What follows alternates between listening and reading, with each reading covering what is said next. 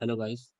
तो आज हम करने वाले हैं human eyes and colourful world के बारे में। Human eyes and colourful world के बारे में देखते हैं आगे क्या है चैप्टर में, इस चैप्टर में। और ये मेरा यूट्यूब का पहला वीडियो है। हो सके अच्छा लगे तो टैप करना और लाइक करना।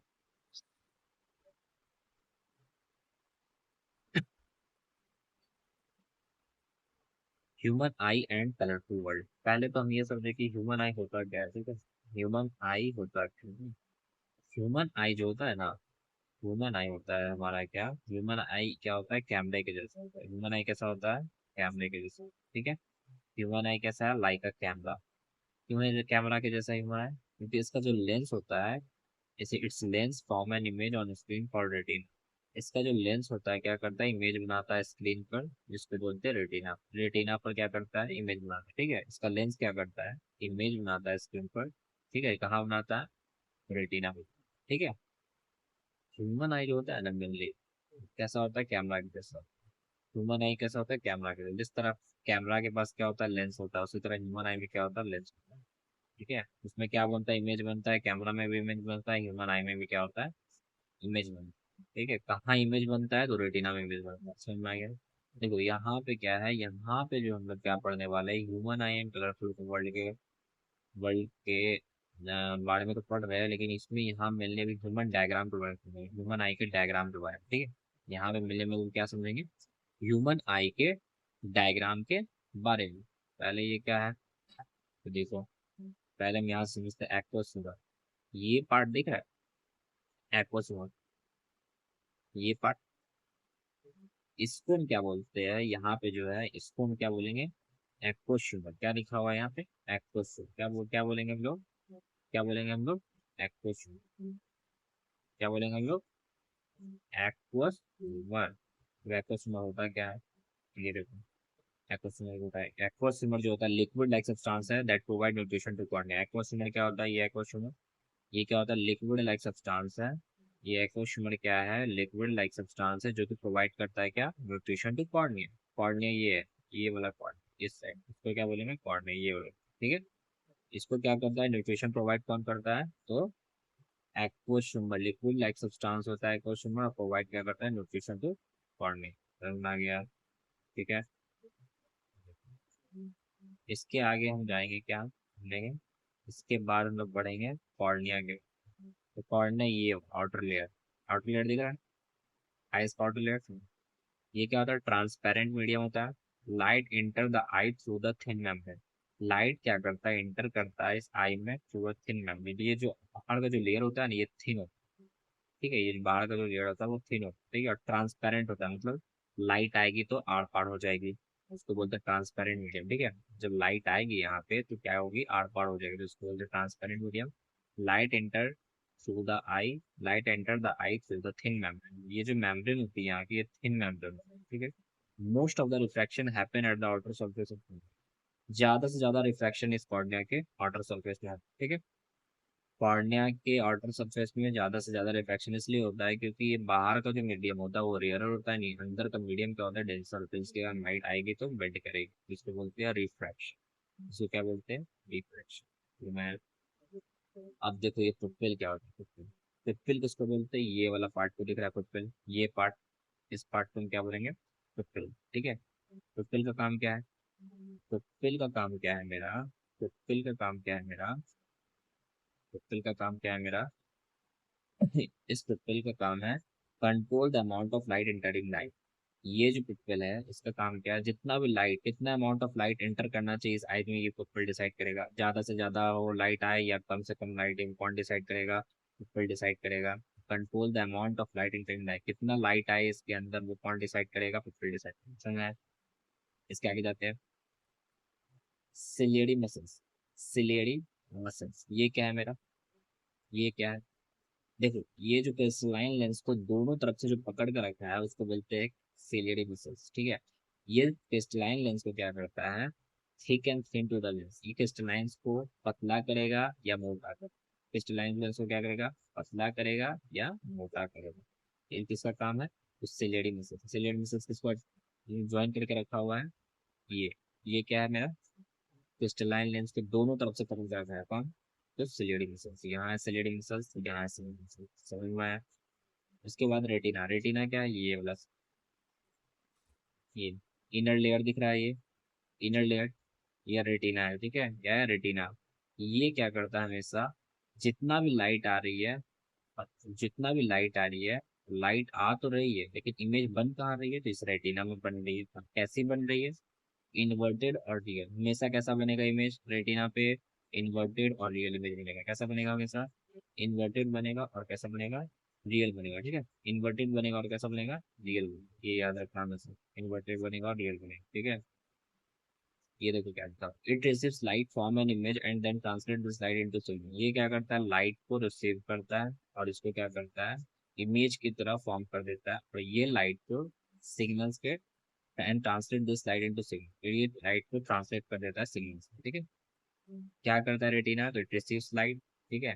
रेटिना में कैसा इमेज बनता है? Real and inverted. और फिर क्या करता है? रिसीव करता है लाइट और इमेज बनाता है, और फिर ये सिग्नल भेजता है। सिग्नल कैसे भेजेगा? तो इसके अंदर, रेटिना के अंदर दो फोटो रिसेप्टर सेल होता है। फोटो रिसेप्टर सेल उसको बोलते हैं जो लाइट को डिटेक्ट कर सकते। फोटो रिसेप्टर सेल उसको बोलता है, बोला जाता है जो लाइट को डिटेक्ट कर सकते। तो ये रॉड सेल, ये भी फोटो रिसेप्टर सेल है। कोन सेल, ये भी photo receptor cell. Cone cell, rod cell का काम क्या है? Responsible for vision in dim light do not detect. ये विजन के लिए रिस्पॉन्सिबल है, देखिए डीम लाइट में। डीम लाइट में जितना भी हम लोग अच्छे से देख पा रहे हैं वो रॉड सेल के कारण देख पा रहे हैं। अंधेरे में हम अच्छे से देख पाते हैं, अंधेरे में हमको समझ में आ जाता है कि अंधेरा है, उसमें कलर नहीं दिखता है, तो रॉड सेल के कारण।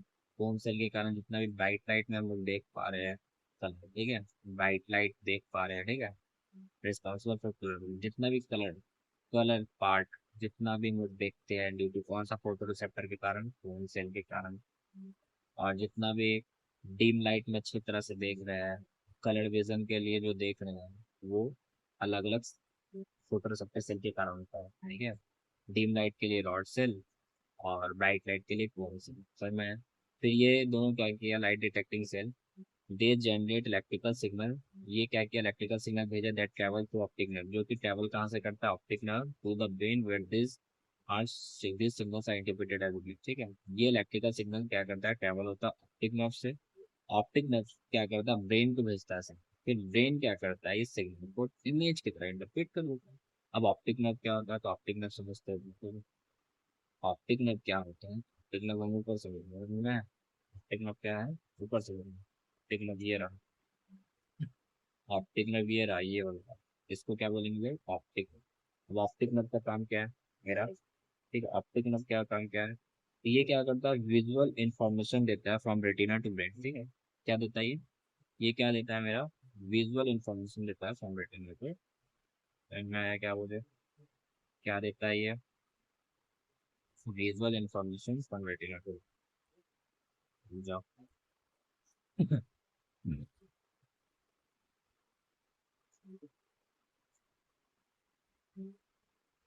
ये क्या करता है? विजुअल इंफॉर्मेशन देता है फ्रॉम रेटिना टू ब्रेन। तो इसको कहाँ लिखे? तो यहाँ लिख देते हैं, ठीक है।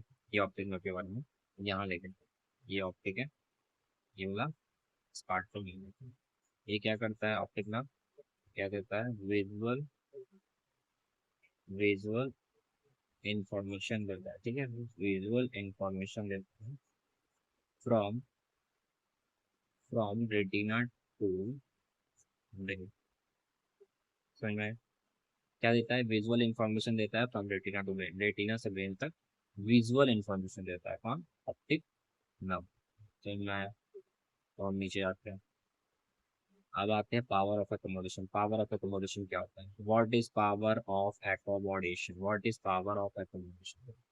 पहले हम ये जानेंगे कि मेरा जो आइलैंड है वो किससे बना हुआ है। Islands made up of jelly like structure. किससे बना हुआ है आइलैंड्स? आइलैंड्स मेरा जो बना हुआ है वो जेली लाइक स्ट्रक्चर से बना हुआ है, ठीक है। समझ में आ गया? ये तो छोटा भी है क्या? एक बार देख लेते हैं, एक बार छूट गया हो, कुछ छूट गया हो। हाँ, जैसे यहाँ क्रिस्टलाइन लेंस बताया इनको, सॉरी। क्रिस्टलाइन लेंस क्या होता है? Crystalline lens provide adjustment of focal length. ये लेंस जो क्रिस्टलाइन लेंस क्या करता है? फोकल लेंथ को एडजस्ट करने का काम करता है। मतलब जो लाइट आएगी वो लाइट फोकल लेंथ दूर भेजेगी या फोकल लेंथ पास कन्वर्ज कर देगी। फोकल लेंथ कन्वर्ट करके दूर भेजेगी या फोकल लेंथ कन्वर्ट करके पास भेजेगी, वो कौन डिसाइड करता है? तो क्रिस्टलाइन एडजस्ट करता है फोकल, तो समझ में आ गया। उसके बाद क्या सोचा था? आयरिश। आयरिश क्या है? ये वाला लेयर पिप्पल के साइड में, पिप्पल के साइड में आयरिश डार्क मस्कुलर, क्या है? डार्क मस्कुलर डायफ्राग्राम है विच कंट्रोल द साइड, जो कि क्या करता है? आयरिस, आयरिस क्या करता है? पिप्पल को साइज को कंट्रोल करता है, ठीक है? पिप्पल को साइज को कंट्रोल करता है। आयरिस ही चाहेगा तो पिप्पल का साइज बड़ा होगा, आयरिस ही चाहेगा तो पिप्पल का साइज छोटा होगा, ठीक है? डार्क मस्कुलर डायफ्राग्राम है, मस्कुलर डायफ्राग्राम है, जो कि कंट्रोल करता है साइज। समझ में आ गया? समझ में आया? नहीं समझ में आया? आया या नहीं आया? अब देखो विट्रस ट्यूमर क्या होता है? What is vitreous humour? ये रहा विट्रस ट्यूमर। विट्रस ट्यूमर इसको बोलते हैं जेली लाइक सब्सटेंस है, jelly like substance and provide shape of an eye. Vitreous humour का काम क्या है? जितना भी ये आई का शेप देख रहे हो, इस आई का जो शेप देख रहे हो, किसके कारण है? तो vitreous tumour, jelly like substance. ये क्या है मेरा? जेली लाइक सब्सटेंस, और ये क्या करता है? प्रोवाइड शेप देता है, आई को क्या करता है? शेप देता है। शेप देने का काम किसका है? तो vitreous tumour, jelly like substance and provide shape of an eye. समझ में आ गया? समझ में आ गया है? अब आते हैं power of accommodation. Power of accommodation क्या होता है? हम क्या बताए थे? आइलैंड जो बना हुआ है जेली लाइक स्ट्रक्चर से बना हुआ है, बता दिए ऊपर, ठीक है? क्या करता है? Thick and thin to the lens, कौन? थिक एंड थिन कौन करता है लेंस को? पहले हमको ये बताओ। अच्छा हमको ये बताओ कि थिक और थिन लेंस को कौन करता है? सिलेडी मशीन, ठीक है? जो कि दोनों तरफ से अटैच होता है, ठीक है? दोनों तरफ से क्रिस्टलाइन लेंस का दोनों तरफ से अटैच जो होता है सिलेडी मसल से मिला, ठीक है? सिलेडी मसल से ये होगा, ये क्या करता है? लेंस को थिक और थिन करता है। इसका इसके इसके बारे में अभी आगे बहुत चीजें है जो बन रहा है अभी आगे, ठीक है? अब आगे जाते हैं।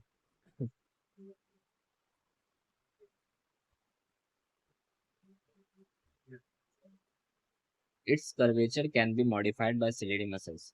देखो, जो मेरा क्रिस्टलाइन लेंस था उसका कर्वेचर क्या होता है? हमेशा हम लोग बदल सकते हैं, कैन बी मॉडिफाइड। किससे? तो सिलेडी मसल्स। भी हम बताए थे पीछे सिलेडी मसल्स के बारे में। सिलेडी मसल्स क्रिस्टलाइन लेंस को दोनों तरफ से पकड़ के रखा हुआ है। क्यों? क्योंकि उसका थिक कर पाए और थिन कर पाए, लेंस को क्या कर पाए? थिक कर पाए, थिन कर पाए।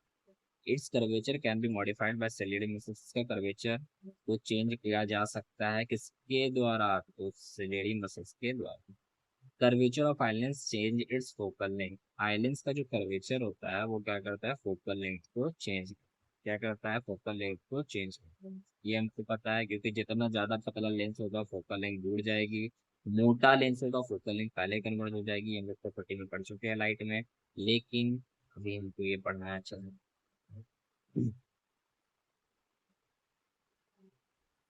अब देखते हैं हम लोग एकोमोडेशन क्या होता है। एकोमोडेशन को डिफाइन देख लेते हैं, ठीक है? यहाँ पे एकोमोडेशन को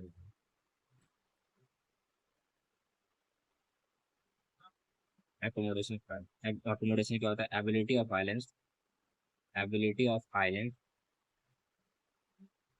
ability of eye lens to adjust its focal, ability of eye lenses to adjust its focal. Eye lenses का वो एबिलिटी जो फोकल लेंथ को एडजस्ट कर सकते हैं, उसको बोलते हैं एकोमोडेशन। समझ में आया? आइलैंड्स का वो एबिलिटी, आइलैंड्स का, इस आइलैंड्स क्रिस्टलाइन लेंस का वो एबिलिटी जो फोकल लेंथ को एडजस्ट कर सकते हैं, ठीक है? अब हम एकोमोडेशन को अच्छे से समझेंगे नीचे, ठीक है? एकोमोडेशन को अच्छे से समझेंगे कहाँ? तो नीचे की ओर, ठीक है? अब नीचे देखते हैं, यहाँ समझेंगे एकोमोडेशन के बारे में अच्छे से, ठीक है? अब देखो यहाँ पे क्या हो रहा है, ध्यान से बोलना। मान लो हम कोई दूर का ऑब्जेक्ट यहाँ है, यहाँ मान लो कोई दूर का ऑब्जेक्ट है, ठीक है? बोलो, यहाँ मान लो कोई दूर का ऑब्जेक्ट, ठीक है? हम दूर का ऑब्जेक्ट देखते, जब हम दूर का ऑब्जेक्ट को देखते हैं ना, मेरा जो क्रिस्टलाइन लेंस है वो क्या हो जाता है? इलोंगेट हो जाता है। तो इलोंगेट कौन करता है? इलोंगेट कौन करता है? सिलेडी मसल्स। इलोंगेट कौन करता है? सिलेडी मसल्स। इलोंगेट कौन करता है? सिलेडी मसल्स। समझ में आया? जब हम दूर का ऑब्जेक्ट, ये क्या है मेरा ऑब्जेक्ट, इस ऑब्जेक्ट को अगर हम देख रहे हैं, दूर के ऑब्जेक्ट को देख रहे हैं, तो मतलब जो सिलेडी मसल्स है वो क्रिस्टलाइन लेंस को दोनों तरफ से पकड़ के खींच लेगा। और जब यहाँ से लाइट आएगी, जब यहाँ से लाइट आएगी, आ रही समझ में आया क्या हुआ? यहाँ से लाइट आ रही है, तो यहाँ से लाइट आएगी जब, तो क्या होगा, मेरा लाइट जैसे आएगी ना, ये कहीं दूर जाके कन्वर्ट होगा। क्या होगा? दूर कन्वर्ट, दूर कन्वर्ट हुआ ना, उसका फोकल लेंथ क्या हुआ मेरा? ज्यादा हो गया। फोकल लेंथ क्या हुआ मेरा? ज्यादा हो गया। ठीक है। देखो ये कॉन्वेक्स लेंस है और ये कन्वर्जिंग नेचर का होता है। क्या होता है? कन्वर्जिंग नेचर का है। कॉन्वेक्स लेंसेज लिए कन्वर्जिंग नेचर का होता है, ये याद रखना। फोकल लेंथ ज्यादा हुआ तो क्या होगा मेरा? पावर कम होगा। क्योंकि हम लोग लाइट चैप्टर में पढ़े, पावर क्या होता है? Equal to 1/f in metre. ठीक है। फोकल लेंथ के इनवर्सली प्रोपोर्शनल होता है ना बाबू, इसलिए बता रहे। जैसे इलोंगेट करेंगे तो क्या होगा? लेंस मेरा थिन हुआ, पतला हुआ। पतला होने के कारण हम लोग जितना भी दूर का ऑब्जेक्ट अच्छे से देख सकते हैं। मतलब हमारा क्रिस्टलाइन लेंस अगर पतला है तो हम दूर का ऑब्जेक्ट को अच्छे से देख पा रहे हैं, ये याद रखना। इसके बाद दूसरा, दूसरा क्या है? तो दूसरा ये है, मान लो कि हम सामने का ऑब्जेक्ट देखेंगे। ये क्या है? सामने का ऑब्जेक्ट। ठीक है, नियर ऑब्जेक्ट। क्या है ये? Near object. अगर हम नियर ऑब्जेक्ट देखते हैं तो क्या होता है? सिलेरी लेंस दोनों तरफ से क्या करता है? कॉन्ट्रैक्ट करता है। ठीक है। अगर हम नियर ऑब्जेक्ट देखते हैं ना, तो सिलेडी मसल्स क्या होता है? दोनों तरफ से क्या करती है? कॉन्ट्रैक्ट करती है। तो कॉन्ट्रैक्ट करती है तो लेंस क्या हो जाता है? मेरा मोटा हो जाता है। लेंस मोटा होने के कारण हम जितना भी सामने का ऑब्जेक्ट है वो अच्छे से देख पाते हैं। जितना भी सामने का ऑब्जेक्ट है वो अच्छे से देख पाते हैं। समझ में आ गया? अब ये नियर ऑब्जेक्ट है, यहाँ से क्या हो रही है? लाइट आ रही है। अब लाइट आ रही है तो ये क्या करेगी? ये क्या है? मोटा लेंस। अब प्रॉपर्टी में क्या पढ़े थे? जितना ज्यादा मोटा लेंस होगा वो क्या होगा? सामने कन्वर्ज हो जाएगी। मतलब फोकल लेंथ उसमें क्या होगा? दूर, तो यहाँ फोकल लेंथ कम। फोकल लेंथ कम तो पावर ज्यादा। समझ में आया? मतलब मोटा लेंस का पावर ज्यादा, पतला लेंस का पावर कम। ये याद रखना। समझ में आ गया? समझ में आ गया? नियर ऑब्जेक्ट में हमारा क्रिस्टलाइन लेंस मोटा हो जाएगा, और मेरा पतला लेंस में मेरा क्या होगा? क्रिस्टलाइन लेंस क्या होगा? मतलब सामने दूर का ऑब्जेक्ट अगर देखे तो क्रिस्टलाइन लेंस पतला हो जाएगा, और सामने का ऑब्जेक्ट देख रहे हैं तो क्रिस्टलाइन लेंस क्या हो जाएगा? मोटा हो जाएगा। ये याद रखना आपका ऑफिस में। समझ आ गया? आगे आते हैं मैक्सिमम पावर ऑफ अकोमोडेशन क्या होता है। ठीक है। मैक्सिमम पावर ऑफ अकोमोडेशन समझने से पहले पर हम ये समझते हैं, नीचे समझते हैं पहले। ठीक है, उसके बाद देखेंगे।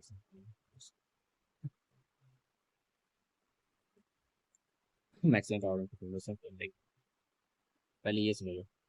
For a young adult with normal vision the near point is about, जितना भी यंग एडल्ट है, नॉर्मल विजन उसका क्या होगा? जितना भी जवान लड़का हो, बच्चा हो, आदमी हो, उसका नॉर्मल विजन मतलब हेल्दी आई है। हेल्दी आई, हेल्दी आई के लिए नियर पॉइंट क्या होगा? हेल्दी आई के लिए जो नियर पॉइंट होता है ना, वो 25 सेंटीमीटर। समझ में आया? हेल्दी आई के लिए नॉर्मल विजन क्या होता है? Near point is about 25 cent. ठीक है, समझ में आया?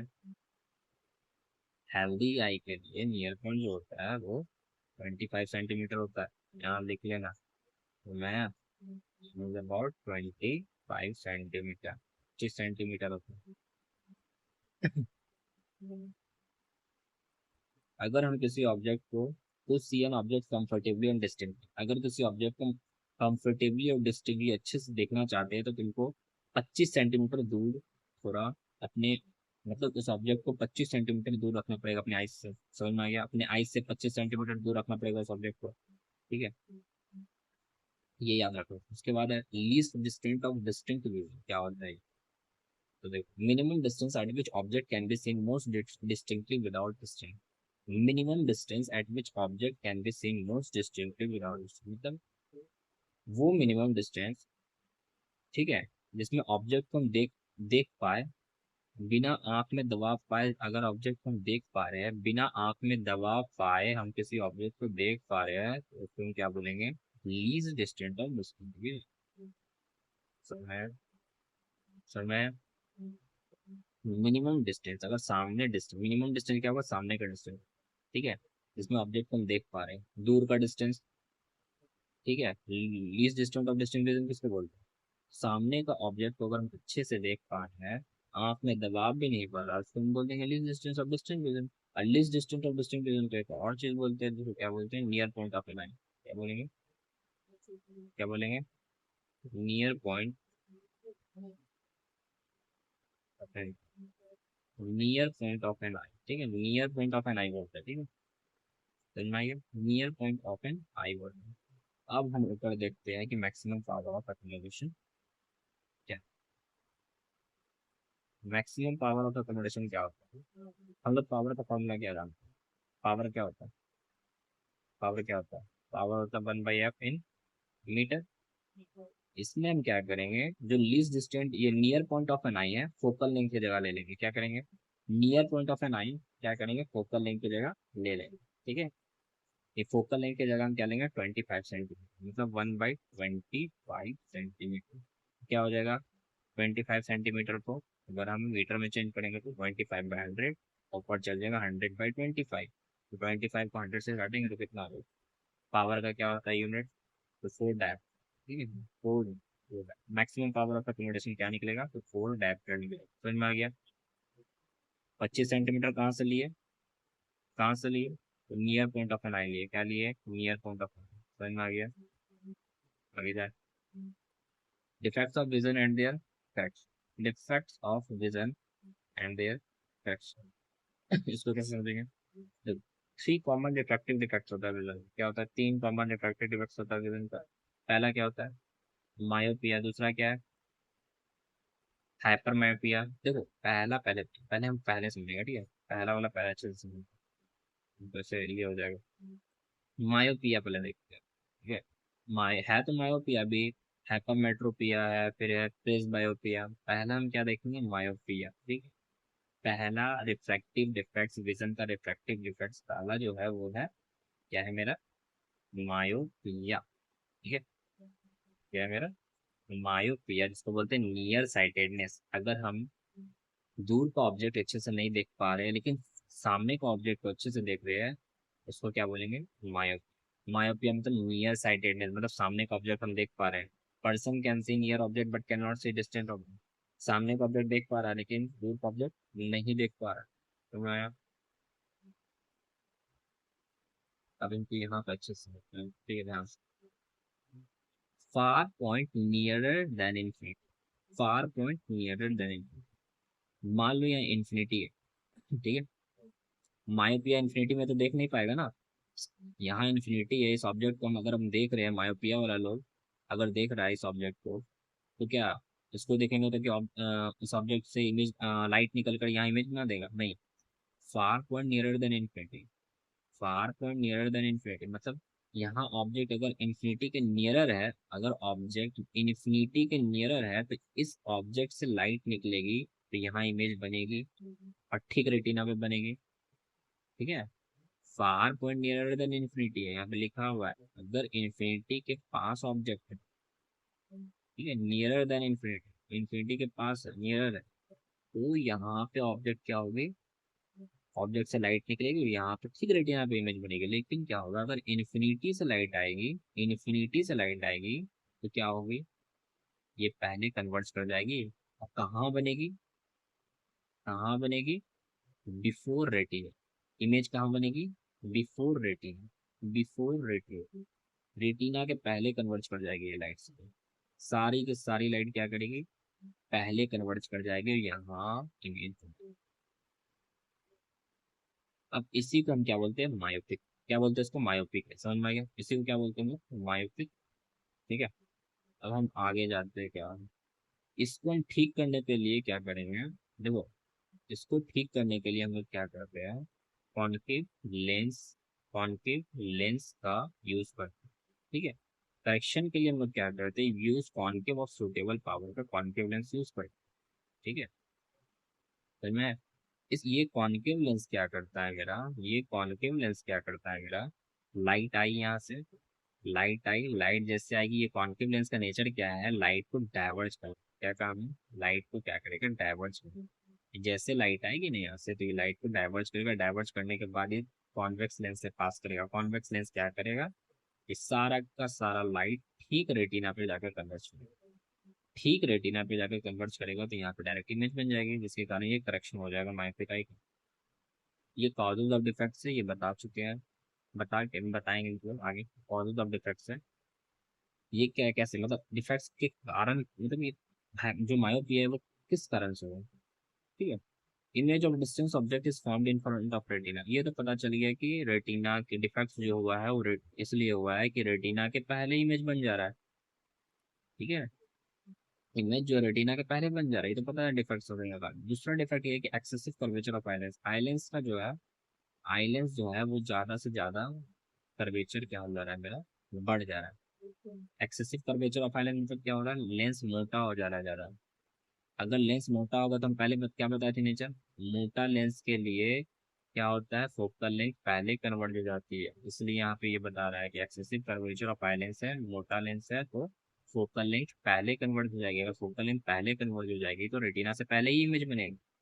मैं elongation of the eye ball, elongation of the eye ball मतलब ये आई बॉल है, ये आई बॉल को इलोंगेट, ये आई बॉल अगर इलोंगेट कर रही है, elongation of the eye ball मतलब ये आई बॉल अगर इलोंगेट कर रही है, ज़्यादा से ज़्यादा ये आई बॉल अगर इलोंगेट कर रही है तो मेरा मायोपिया का कारण बनेगा, मायोपिया इसके कारण होगा, ठीक है। करेक्शन के लिए क्या करेंगे, मैं कॉन्केव लेंस यूज करेंगे सीधा और, है ना, क्या यूज करेंगे, कॉन्केव लेंस यूज करेंगे, ठीक है। आगे जाते हैं। अब हाइपरमेट्रोपिया, हाइपरमेट्रोपिया में कुछ नहीं, अगर a person can see distant object clear but can not see near object, अगर कोई पर्सन सामने का ऑब्जेक्ट अच्छे से देख सकता है लेकिन दूर का ऑब्जेक्ट, मतलब सामने का object, a person can see distant object clearly but can not see near object, सामने का ऑब्जेक्ट नहीं देख सकता है, a person can see distant object clearly but can not see near object, अगर कोई पर्सन, ठीक है, सामने का ऑब्जेक्ट, ठीक है, अच्छे से देख पा रहा है, but sorry sorry, a person can see distant object clearly but can not see near, मतलब दूर का ऑब्जेक्ट तो अच्छे से देख पा रहा है बट सामने का ऑब्जेक्ट अच्छे से नहीं देख पा रहा है, तो वो क्या हो जाएगा, हाइपरमेट्रोपिया का कारण बन जाएगा, मतलब फायर साइटेडनेस, ठीक है। दूर का ऑब्जेक्ट अच्छे से देख पा रहा है, सामने का ऑब्जेक्ट अच्छे से नहीं देख पा रहा है, ठीक है, इसको बोलेंगे फायर साइटेड। समझ में आया। अब ये होता कैसे, तो देखो, near point is farther away from normal near, अगर near point normal near point से दूर है, देखो हाइपरमेट्रोपिया क्या बोला था कि सामने का ऑब्जेक्ट होगा तो अच्छे से, सामने का ऑब्जेक्ट अच्छे से नहीं दिखेगा, दूर का ऑब्जेक्ट अच्छे से दिख जाएगा। इसमें क्या है, सामने का ऑब्जेक्ट ये है, सामने का ऑब्जेक्ट क्या है, ये 25 सेंटीमीटर की दूरी में सामने का ऑब्जेक्ट होता है, ये सबको पता है, 25 सेंटीमीटर की दूरी में सामने का ऑब्जेक्ट होता है, ये सबको पता है। और ये क्या है, 25 सेंटीमीटर से दूर पे ऑब्जेक्ट, ठीक है, इसको बोलते हैं, इसको बोलेंगे near point of normal eye, इसको क्या बोलेंगे, near point of normal eye, near point of normal eye, जैसे ये नॉर्मल आई जो कि कितना होगा, 25 सेंटीमीटर, ठीक है। और ये क्या है, ये है नियर पॉइंट ऑफ नॉर्मल आई, और ये क्या है, नियर पॉइंट ऑफ हाइपरमेट्रोपिक आई, ये नियर पॉइंट ऑफ नॉर्मल आई, ये क्या है, नियर पॉइंट ऑफ हाइपरमेट्रोपिक। मैं अगर यहाँ से लाइट आएगी, क्योंकि हाइपरमेट्रोपिया है ना, तो दूर का ऑब्जेक्ट तो अच्छे से दिख जाएगा, दूर का ऑब्जेक्ट इसलिए अच्छे से दिखेगा, और अच्छे से दिखेगा तो यहाँ पे इमेज भी बन जाएगी, दूर का ऑब्जेक्ट से लाइट आएगी तो इमेज तो ठीक रेटिना पे ही ना बनेगी, वही बताना चाह रहे हैं। तो मैं, ये क्या है, near point is farther away from normal near point, ठीक जाके रेटिना पर मेरा इमेज, आगे जाते हैं। वो हाइपरमेट्रोपिक आई क्या होता है, हाइपरमेट्रोपिक क्या है, अगर हम सामने का ऑब्जेक्ट को देख रहे हैं, यहाँ से लाइट आएगी, लाइट आएगी तो क्या होगी, दूर कन्वर्ज करेगी, और ये क्या करेगी, इमेज कहाँ बनाएगी, बिहाइंड रेटिंग, क्या बनाएगी, बिहाइंड रेटिंग, ठीक है। हाइपरमेट्रोपी पिक आई में क्या होता है मेरा, रेटिना के बिहाइंड इमेज बनता है, इमेज जो बनता है कहाँ, रेटिना के बिहाइंड, इमेज याद रखना। अगर ये बिहाइंड रेटिना के पीछे बना है तो उसको करेक्शन के लिए हम क्या करेंगे, कॉन्वेक्स लेंस एक और यूज करेंगे, करेक्शन के लिए क्या यूज करेंगे, कॉन्वेक्स लेंस एक और यूज करेंगे, ठीक है, याद रखना। करेक्शन के लिए हम लोग क्या करेंगे, कॉन्वेक्स लेंस एक और यूज करेंगे, करेक्शन फॉर हाइपरमेट्रिक पीक आई, हम लोग क्या करेंगे, करेक्शन के लिए कॉन्वेक्स लेंस एक और यूज करेंगे। अब देखो,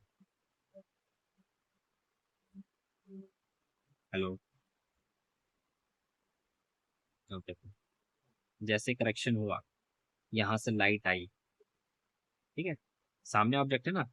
अब यहाँ से लाइट आई, यहाँ कॉन्वेक्स लेंस रखते हैं। ये कॉन्वेक्स लेंस का नेचर क्या है कि सारा का सारी लाइट क्या करेंगे, कन्वर्ज करेंगे। कन्वर्ज किया और दूसरा कॉन्वेक्स लेंस के पास जाके लाइट मर्ज किया। जैसे लाइट दूसरा कॉन्वेक्स लेंस के पास है, वो भी क्या किया, कन्वर्ज कर दिया। अब ये भी कन्वर्ज कर दिया, ये भी कन्वर्ज कर दिया। ठीक जाके क्या किया, इस लाइट को ठीक जाकर रेटिना में फोकस कर दिया, जिसके कारण क्या हो गया, ट्रैक्शन हो गया। हाइपरमेट्रोपिक आई को, और हाइपरमेट्रोपिक आई को सामने का ऑब्जेक्ट अच्छे से दिखने लगा। ये समझ में आ गया, समझ में आ गया। कॉजेज ऑफ डिफेक्ट देख लेते हैं।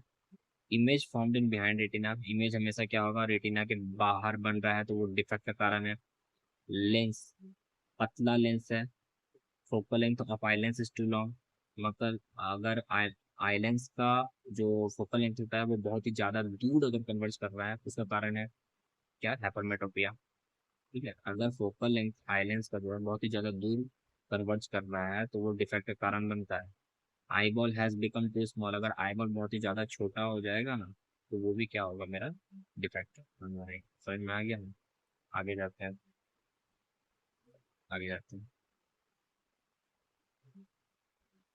प्रेस बायोपिया क्या होता है, व्हाट इज प्रेस बायोपिया? प्रेस बायोपिया क्या होता है, देखो जैसे जैसे हम लोग ना बूढ़े होते हैं, जैसे जैसे हम लोग बूढ़े होते हैं, एज बढ़ता है, तो क्या होता है, मेरा जो सेलियरी मसल्स होता है ना, वो वीक होने लगता है। सेलियरी मसल वीक होने के कारण क्या होता है, एकोमोडेशन, पावर ऑफ एकोमोडेशन आएगा तो कम होगा ना। सेलेरी मसल्स कम हो रहा है तो पावर ऑफ एकोमोडेशन कम होगा। ठीक है, जो एबिलिटी चाहिए एलियंस को फोकल लेंथ को एडजस्ट करने के लिए, वो कम होगा। और उसके कारण क्या होगा, ना तो सामने को अच्छे से देख पाएंगे, ना तो दूर को अच्छे से देख पाएंगे। Difficult to see nearby object and comfortable and distance object comfort. इसके कारण क्या होता है मेरा, इसके कारण क्या होता है, समटाइम्स अ पर्सन में सफर फ्रॉम बोथ। इसमें क्या होता है कि मायोपिया से भी पर्सन सफर कर रहा है और हाइपर मायोपिया से भी पर्सन सफर कर रहा है। तो क्या होता है, so people use by focal lens, तो इसमें लोग क्या करते हैं, बाय फोकल लेंस का यूज करते हैं। ठीक है, इसमें लोग क्या करते हैं, बाय फोकल लेंस का यूज करते हैं। ठीक है, बाय फोकल लेंस का यूज करते हैं, बाय फोकल लेंस का यूज किए। ठीक है, क्या किए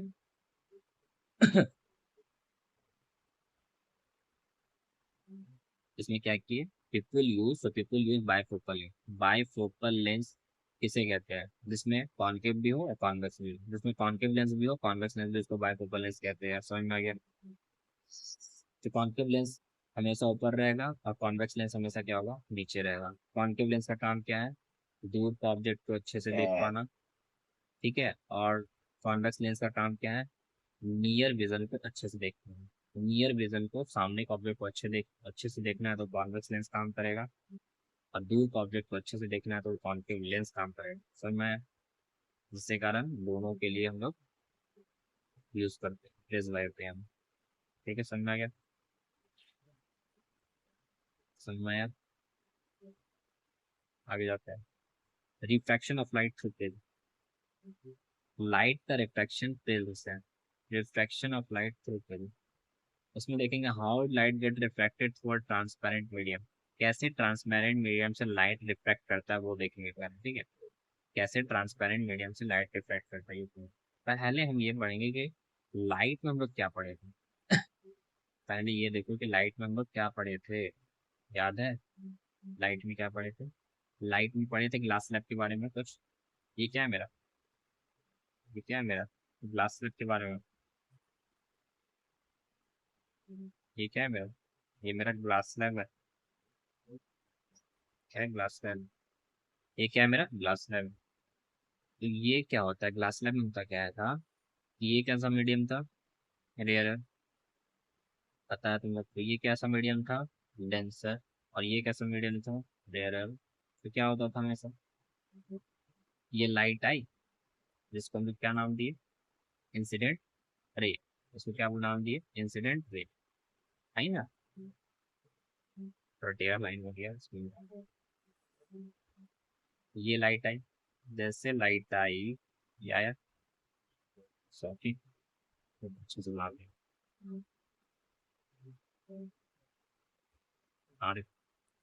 ये लाइट आई, ये लाइट आई तो इसको हम क्या बोले, इंसिडेंट रे। जैसे लाइट आती है रेयर मीडियम और डेंसर मीडियम से जैसे टकराती है, तो यहाँ से क्या होता है, परपेंडिकुलरली नॉर्मल ड्रॉ होता है, नॉर्मल होता है ना, नॉर्मल। और जैसे ये डेंसर मीडियम में घुसती है, एंटर करती है, तो क्या करता है, टुवर्ड्स नॉर्मल बेंड होती है, नॉर्मल के टुवर्ड्स बेंड करेगी। ठीक है, फिर यहाँ पे एक नया नॉर्मल ड्रॉ हो। ठीक है, और जब यहाँ से ये लाइट डेंसर से रेयर निकलेगी, तो ये लाइट अवे फ्रॉम नॉर्मल हो जाएगी। ठीक है, अवे फ्रॉम नॉर्मल हो जाएगा, लाइट क्या हो जाएगा, अवे फ्रॉम नॉर्मल हो जाएगा। ठीक है, ये सब तो पता है, यहाँ पे कौन सा एंगल है ये हमको नहीं ज़्यादा बताना है, angle of incident, angle of refraction, इसको कौन सा एंगल बोलते हैं, ये अल्टरनेट एंगल ऑफ रिफ्रैक्शन, ये इमर्जेंट एंगल जो निकल रही है इसको बोलेंगे इमर्जेंट रे। ठीक है, अगर यहाँ ग्लास स्लैब नहीं होता तो ये लाइट सीधे आती, क्योंकि ये सीधे आती, और ये यहाँ पे जैसे ग्लास स्लैब रुकी तो ये सारा लाइट बेंड हुआ, शिफ्ट हुआ, जिसको हम क्या बोलते हैं, लेटरल शिफ्ट। और इसके बीच का डिस्टेंस को क्या बोलेंगे, लेटरल शिफ्ट। क्या बोलेंगे, लेटरल शिफ्ट, इसको बोलते हैं लेटरल शिफ्ट, लेटरल शिफ्ट। मैं हमेशा इमरजेंट रे क्या होता है, पैरेलल होता है, क्यों होता है तो हम बता दिया, ग्लास स्लैब है, ग्लास स्लैब हटाओ, लाइट क्या होगी, सीधे आएगी। और यहाँ इमरजेंट रे भी यहाँ सीधे आ रही है, दोनों पैरेलल है, इसलिए यहाँ पे इंसिडेंट रे हमेशा क्या होगा, पैरेलल होगा इमरजेंट रे। इंसिडेंट रे क्या होगा, हमेशा पैरेलल होगा इमरजेंट रे। आगे देखते हैं, इसमें क्या होता है, अगर हम ग्लास स्लैब में देखें तो ग्लास स्लैब में क्या हो रहा है, रिफ्रैक्शन हो रहा है ना, ग्लास स्लैब में क्या हो रहा है, रिफ्रैक्शन हो रहा है। ठीक, अब हम इसको पकड़ के रखते हैं, ठीक, यहाँ पे क्या हो रहा है, रिफ्रैक्शन। अब हम यहाँ पे देखते हैं, इसको पकड़ के रखना, रिफ्रैक्शन हो रहा है। अब हम आगे जाते हैं, ये देखो, ये देखो, ये क्या है मेरा, ट्रायंगुलर ग्लास प्रिज्म। क्या है मेरा, ट्रायंगुलर ग्लास प्रिज्म। ये क्या है मेरा, ट्रायंगुलर ग्लास प्रिज्म। इसके पास क्या है, दो ट्रायंगुलर फेस है, तीन रेक्टेंगुलर फेस है। क्या है, दो ट्रायंगुलर फेस है और तीन रेक्टेंगुलर फेस होगा, है ना। दो रेक्ट दो ट्रायंगुलर फेस दिख रहा है यहाँ पे, दो ट्रायंगुलर फेस, ये रहा रेक्टेंगुलर फेस भी है। ठीक है, ट्रायंगल है ना ये दोनों ट्रायंगल रेक्टेंगुलर भी है, ज्यादा गिना आ जाएगा इससे। इसमें कैसे हो रहा है रिफ्रैक्शन, को ये देखना है। ठीक है, इसमें कैसे रिफ्रैक्शन हो रहा है हमको ये देखना है, रिफ्रैक्शन इसमें कैसे हो रहा है हमको ये मिलने देखना है। देखो, ये क्या है मेरा, प्रिज्म। प्रिज्म है तो यहाँ से लाइट आएगी ना, आएगी ना, ये प्रिज्म है तो यहाँ से लाइट आई, यहाँ से आई लाइट, लाइट आई। इसको क्या बोलेंगे, इंसिडेंट रे। ये इसके परपेंडिकुलर ड्रॉ होगा एक लाइन, ये सबको पता है, ये हुआ ड्रॉ। अब ये लाइट क्या करेगी, बेंड करेगी टुवर्ड्स नॉर्मल, इसको बोलेंगे एंगल ऑफ इंसिडेंस, इसको बोलेंगे एंगल ऑफ रिफ्रैक्शन। फिर यहाँ पे एक परपेंडिकुलर ड्रॉ होगी लाइन, जिसको बोलेंगे ये नॉर्मल वन है, इसको बोलेंगे नॉर्मल टू। अब ये लाइट क्या करेगी, जैसे डेंसर से, सेम ग्लास स्लैब के जैसा है, जैसे रेयरर से डेंसर एंटर की, फिर डेंसर से क्या हुई, फिर रेयरर गई, तो ये वेव फॉर्म नॉर्मल जाएगी, इसको बोलेंगे इमरजेंट रे। फिर मैं इसको बोलेंगे angle of refraction one, angle of refraction two. फिर मैं समझ में,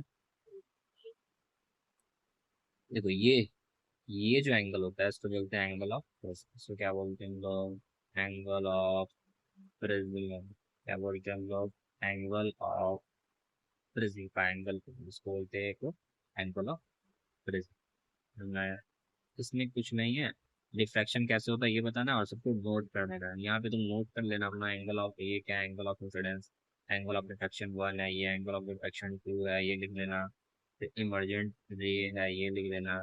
ठीक है, ये सब है, कुछ नहीं है, नॉर्मल वन है, नॉर्मल टू है, इसको ऐसे करके लिखना होगा। ठीक है, मैं तो हमको ये देखना है सर, हमको इसमें ये देखना है, उसको यहाँ पे याद रखना, ठीक है, ये वाला याद रखना, यहाँ पे क्या हो रहा है, रिफ्रैक्शन हो, ठीक है। Dispersion of white light by glass prism, dispersion white light glass prism से ग्लास प्रिज्म से व्हाइट लाइट का डिस्पर्सन कैसे होता है? How could white light give 7 different colour of rainbow? कैसे रेनबो का 7 कलर व्हाइट लाइट, ठीक है, व्हाइट लाइट कैसे रेनबो का 7 कलर देता है, ठीक है, तो व्हाइट लाइट कैसे रेनबो का 7 कलर देता है? तो क्या होता है, prism split white light into band of colour. ये जो है ना प्रिज्म, ये प्रिज्म में क्या होता है, जब व्हाइट लाइट टकराता है तो ये 7 अलग अलग कलर में, डिफरेंट डिफरेंट कलर में क्या हो जाता है, बेंड कर, जैसे टकराता है तो ये क्या होता है, प्रिज्म क्या करता है, ये सब व्हाइट लाइट को स्प्लिट करता है 7 डिफरेंट कलर। 7 डिफरेंट कलर, यहाँ पे देखो व्हाइट लाइट है, यहाँ पे स्प्लिट हुआ ग्लास प्रिज्म है, यहाँ स्पेक्ट्रम दिख रहा है, यहाँ पे स्क्रीन लगाना पड़ता है, यहाँ पे स्क्रीन लगेगा तब जाके ये दिखेगा व्हाइट लाइट।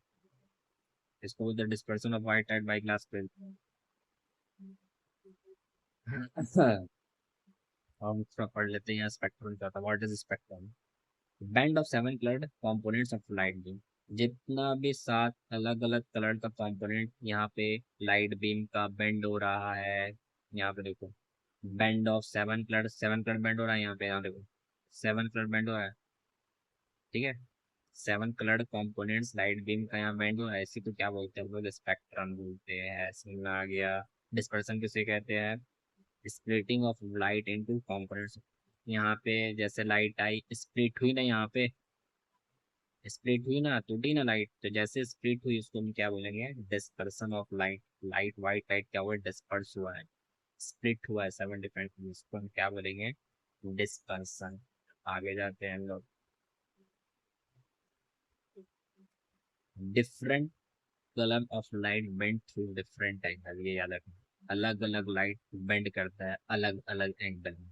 कैसे लाइट बेंड करता है अलग अलग एंगल में, तो यहाँ देखो, ये लाइट आई, अभी ऊपर पड़े थे, यहाँ से क्या जाएगी, नॉर्मल जाएगी, ठीक। जैसे लाइट यहाँ पे आती है, अब ये नॉर्मल मत देखो, अभी मत देखो, ठीक है, अभी मत देखो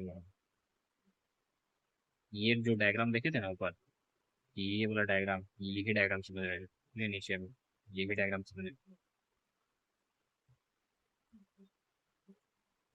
ये लाइट आई,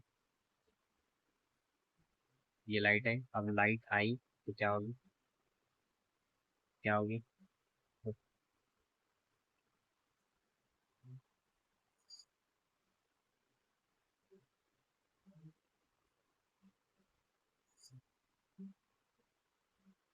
ये लाइट आई, लाइट जैसे आएगी यहाँ से तो क्या होगी, यहाँ पे क्या होगी, स्प्लिट होगी 7 डिफरेंट कलर में। तो पहला जो लाइट है जो स्प्लिट करेगी वो क्या, कौन सा करेगी, तो रेड करेगी।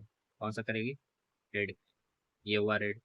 और सबसे कम एंगल में जो स्प्लिट होती है, जो सबसे कम एंगल में जो यहाँ से डेविएट होती है, मतलब देखो ये अगर ये प्रिज्म नहीं होता, मान लो ये प्रिज्म नहीं होता, ये लाइट क्या होती, सीधा चली जाती ना, ऐसे चलती ना, जाड़ी जाड़ी जाड़ी, तो ये क्या हुआ, अगर प्रिज्म जैसे आया कि ये क्या, यहाँ पे क्या होगा, रेड लाइट क्या होगा, रेड लाइट क्या होगा, रेड लाइट क्या होगा, डेविएट करेगी।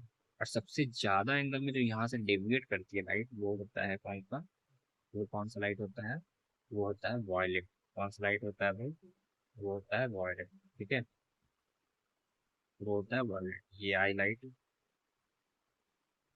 यहाँ से क्या होगा, डेविएट, मान लो कि ये वाला जो एंगल है, ठीक है, ये वाला जो एंगल है, ये वाला एंगल जो है उसको बोलेंगे डेल बार, ठीक है, angle of deviation red colour के लिए।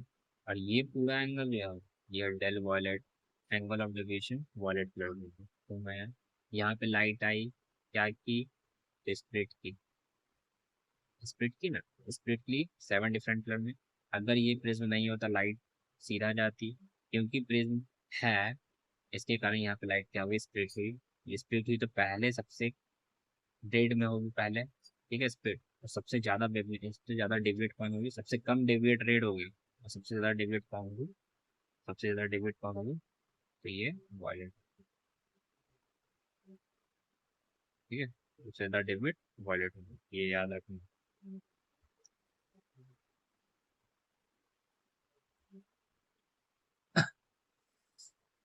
तो यहाँ पे बस कुछ नहीं है, यहाँ पे क्या लिखना है, रेड लाइट्स क्या होता है, bends the least, red light bends the least.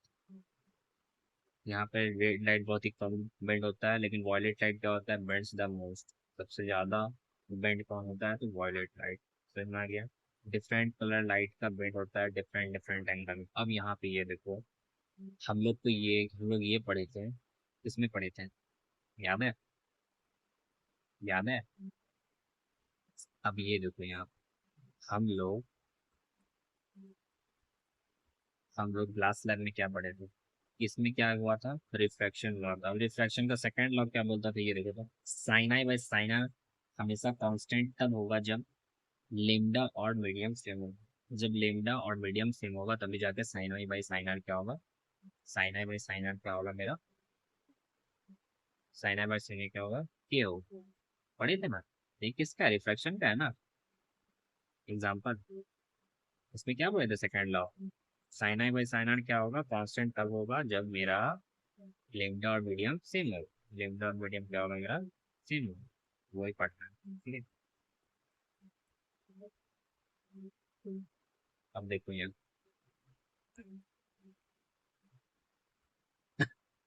हम लोग रिफ्रैक्शन का सेकंड लॉ में क्या पढ़ेंगे, सेकंड लॉ में sine i by sine r constant के तब बराबर होगा जब लेमडा सेम होगा, मीडियम सेम होगा। पढ़े थे, लेमडा सेम होगा, मीडियम सेम होगा। लेकिन यहाँ पे जो लेमडा सेम है, मीडियम सेम है, किस जगह, ग्लास लैब में। ग्लास लैब में देखो, ग्लास लैब में एक बार देखो, देखो ग्लास लैब में, यहाँ मीडियम रेयर से डेंसर आया, फिर डेंसर से रेयर, मीडियम सेम है, रेयर से डेंसर आ रहा है, डेंसर से रेयर है, मीडियम सेम है, लेकिन ये, और यहाँ पे क्या हो रहा है, वेवलेंथ भी क्या हो रहा है, वेवलेंथ भी क्या हो रहा है, सेम है। अरे वेवलेंथ रेड ही डाल रहे हैं ना, तो साइन है वैसे में किसी कांस्टेंट के बराबर होगा, के बराबर होगा, कांस्टेंट के बराबर होगा। यहाँ पे जो भी लाइट गिरी है उसका वेवलेंथ सेम है। और यहाँ से जो मीडियम है, रेयर से डेंसर, डेंसर से रेयर, फिर क्या हो रहा है, रेयर से डेंसर हो रहा है, डेंसर से फिर रेयर जा रहा है, तो मीडियम यहाँ पे सेम है ना, मीडियम यहाँ पे सेम है ना। अब देखो यहाँ, लेकिन यहाँ पे देखो तुम, इस जगह देखो, ठीक है, इस जगह देखो, रेयर से डेंसर गया, डेंसर से रेयर गया, ठीक है, रेयर से डेंसर गया, डेंसर से रेयर गया। लेकिन यहाँ पे वेवलेंथ देखो, लाइट जैसे आई यहाँ पे वेवलेंथ अलग अलग, अलग अलग, अलग अलग, 7 अलग अलग वेवलेंथ के लिए sine i by sine r भी अलग अलग होगा, क्योंकि यहाँ पे लिखा हुआ है लेमडा सेम और मीडियम सेम होगा तब जाके sine i by sine r constant के बराबर होगा। लेकिन यहाँ पे मीडियम सेम है, लेमडा सेम नहीं है, वेवलेंथ सेम नहीं है। यहाँ पे मीडियम सेम है लेकिन वेवलेंथ सेम नहीं है ना, क्यों नहीं है मीडियम सेम, वेवलेंथ सेम, क्योंकि रेड के लिए अलग वेवलेंथ होगा, ठीक है। जितना भी यहाँ पे क्या बनता है, विबग्योर बनता है ना, अरे यहाँ पे विबग्योर बनता है ना, यहाँ पे क्या बनता है मेरा, इस जगह, इस जगह, इस जगह क्या बनता है, विबग्योर बनता है ना, ठीक है। इस जगह विबग्योर बनता है ना, ये विबग्योर जब अगर बन रहा है तो यहाँ पे क्या हो रहा है मेरा,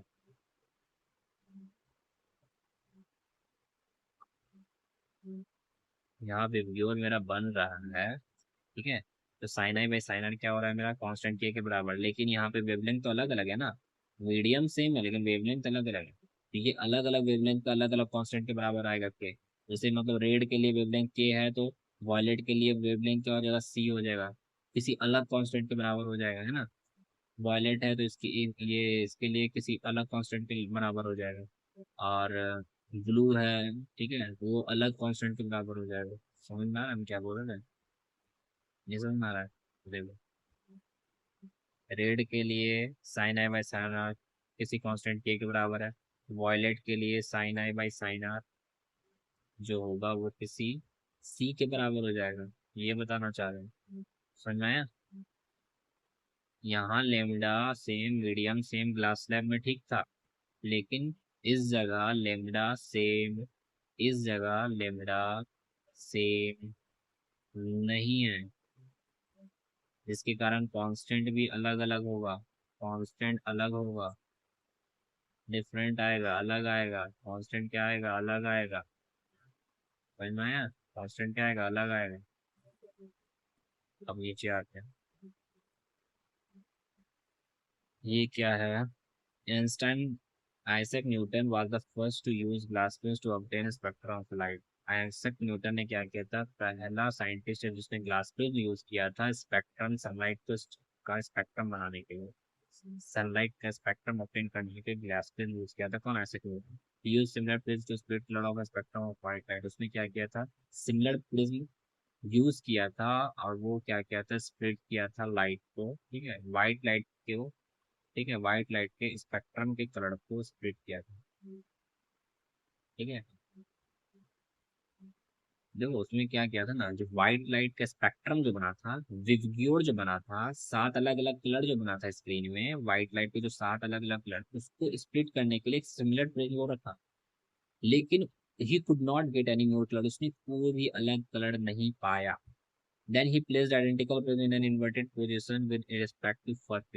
तो उसने क्या किया? एक प्रिज्म इन्वर्टेड पोजीशन में रख दिया, उसके आगे क्या किया? इन्वर्टेड पोजीशन में उसने उसको रख दिया। सो मैं इन्वर्टेड पोजीशन में उसने उसको रख दिया। He placed identical prism in inverted position with respect to the first prism. ये क्या हो रहा है? व्हाइट लाइट आ रही है, ये पहला प्रिज्म है, ये क्या है? दूसरा प्रिज्म। इसमें क्या होता है मेरा? देखना ध्यान से, इसमें क्या हो रहा है यहाँ? ये लाइट आई ना, ये लाइट आई तो ये पे क्या, यहाँ पे क्या करेगी? ये क्या करेगी? नॉर्मल ड्रॉ होगा। नॉर्मल ड्रॉ होने के कारण यहाँ पे क्या होगा? Towards normal bend. फिर ये बोलो, ये बेंड हुई। फिर ये क्या हो रहा है? डेंसर में घुसा, डेंसर के बाद क्या हो रहा है? रेयर में आएगा, तो रेयर में ऐसे आ जाएगा, एक फ्रॉम नॉर्मल। फिर ये क्या होगा? जैसे यहाँ से भटका, भटकने के बाद ये लाइट क्या होगी? सीधा जाके, सीधा जाके जैसे डेंसर मीडियम में घुसेगी टुवर्ड्स नॉर्मल बेंड होगी, टुवर्ड्स नॉर्मल बेंड के साथ यहाँ पे बीम ऑफ लाइट निकलेगी, जिसको बोलेंगे वाइड बीम ऑफ लाइट। यहाँ पे क्या निकलेगी? बीम ऑफ लाइट, जिसको क्या बोलेंगे? Wide beam of light. ये वाइट लाइट, ठीक है, सेम कलर निकलती है ऐसे वाइड बीम। रिजल्ट क्या हुआ? तो ये found beam of white light emerging from other side of the prism. यहाँ पे क्या फाइंड किया उसने? बीम ऑफ लाइट फाइंड किया, बस और कुछ नहीं। क्या फाइंड किया? Beam of white light find किया। समझ में आया? ऑब्जर्वेशन क्या देखने को मिला कि सनलाइट जो बना हुआ है वो 7 कलर से बना हुआ है, ठीक है। सनलाइट जो बना हुआ है किससे बना हुआ है? 7 कलर से बना हुआ है, ठीक है। समझ में आया? देखो अब हम ये देखेंगे कि सन, देखो जितना भी लाइट निकल रही है प्रिज्म में बन रही है, प्रिज्म में बना ना लाइट, विवग्योर बना, व्हाइट लाइट पड़ा तो विवग्योर बना, बना ना, कलर दिख रहा है ना व्हाइट लाइट। वो लाइट जो लाइट आ रही है, व्हाइट लाइट जो आ रही है, वो तो अभी हम आगे पढ़ेंगे व्हाइट लाइट के बारे में, जो रेनबो फॉर्मेशन में पढ़ेंगे, व्हाइट लाइट सन से कैसे निकलती है, इसके बारे में। इस ये जो टॉपिक है ना, ये जो टॉपिक है, ये हम रेनबो फॉर्मेशन के बाद पढ़ेंगे, ठीक है। रेनबो फॉर्मेशन के बाद ये टॉपिक पढ़ेंगे। पहले हम ये देखते हैं रेनबो फॉर्मेशन क्या होता है। Rainbow formation natural spectrum appearing in the sky after a rainfall. जब तो पानी पड़ती है, पानी पड़ने के बाद क्या होता है? नेचुरल स्पेक्ट्रम अपीयर होता है स्काई में एज अ रेन ड्रॉप। ये रेन ड्रॉप जो होता है नेचुरल स्पेक्ट्रम में जाता है, ठीक है। अभी हम क्या बोले थे, पढ़ रहे थे स्पेक्ट्रम प्रिज्म में, लेकिन ये क्या हो जाता है मेरा? नेचुरल स्पेक्ट्रम, ये रेन ड्रॉप, ठीक है, जो पानी पड़ती है। It is called by dispersion of sunlight by tiny droplets. यहाँ पे क्या होता है? डिस्पर्सन होता है सनलाइट का टीनी ड्रॉपलेट्स में, जैसे लाइट पड़ेगी यहाँ पे डिस्पर्सन होगा, वही बता रहा है। Rainbow is always found in direction positive. हमेशा रेनबो जो बनेगी यहाँ पे डिस्पर्सन होने के बाद सन के हमेशा अपोजिट, ठीक है, सन के अपोजिट, ये याद रखना। सन के अपोजिट में बनती है। इस सन के क्या बनेंगे? हमेशा रेनबो अपोजिट में बनेंगे, ठीक है। रेनबो कहाँ बनेंगे? हमेशा opposite. Rainbow is always found in direction opposite to that of sun. Rainbow हमेशा फॉर्म होता है opposite to that of sun. Water droplet हमेशा एक्ट कैसे करेगी? प्रिज्म के जैसा। कैसे करेगी? प्रिज्म। ये लाइट आई, आई, ठीक है। यहाँ पे पहला क्या होगा फिनोमेना? तो डिस्पर्सन। पहला फिनोमेना क्या होगा यहाँ पे? डिस्पर्सन होगा। लाइट स्प्लिट होगी, लाइट स्प्लिट होगी, कितने कलर में, इंटू 7 कलर। वाइट क्या होगी, स्प्लिट होगी, ज़्यादा नहीं लिखना है, गेम को यहाँ ड्रॉ करना है। स्प्लिट होगी 7 डिफरेंट कलर में, तो हम पहले स्प्लिट होते हैं। एक कलर, दो, तीन, चार, पाँच, छः, 7 अलग अलग कलर में लेते हैं स्प्लिट। स्प्लिट होने के बाद क्या होगा, यहाँ पे जो होता है, यहाँ पे सारा का सारा लाइट इंटरनल इंटरनल रिफ्लेक्ट करता है। यहाँ पे सारा लाइट क्या करता है, इंटरनल रिफ्लेक्ट करता है। इसके कारण जैसे इंटरनल इफेक्ट की,